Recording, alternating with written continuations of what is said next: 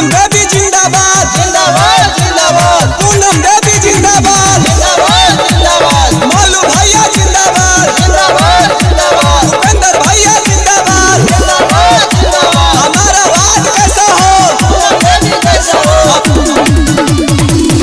अपना मोहल्लिया से निकल बहरिया हो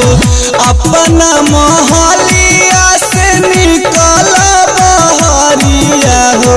उपेंद्र भैया आइले दुआर चाची वार्ड बनई है अब की बार चाची होई विकास चमकी गौआ नगरिया हो होई विकास चमकी गौआ नगरिया हो पहले से होई ढेर सुधार चाची पूनम देवी आइली दुआर चाची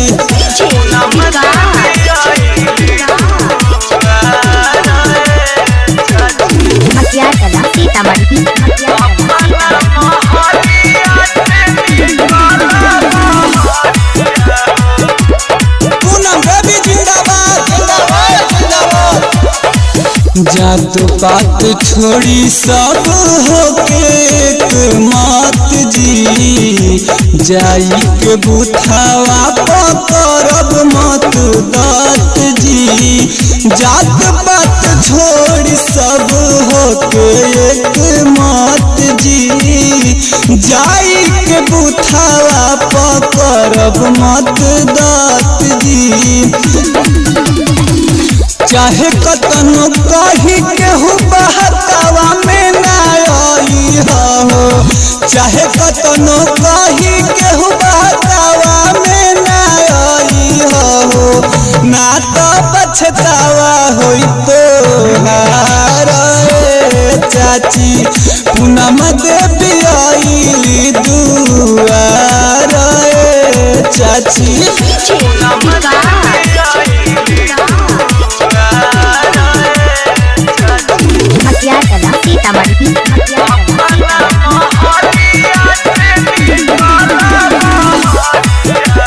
पूनम बेबी जिंदाबाद जिंदाबाद जिंदाबाद हमें ईमानदार भैया हर दुनिया पंचायत के करता निवादा मौका दिहे ना शिकायत के हमें ईमानदार भैया हर दुनिया पंचायत के करता निवादा मौका दिहे ना शिकायत के करी है सेवा सबके चाची पहिराई दीहा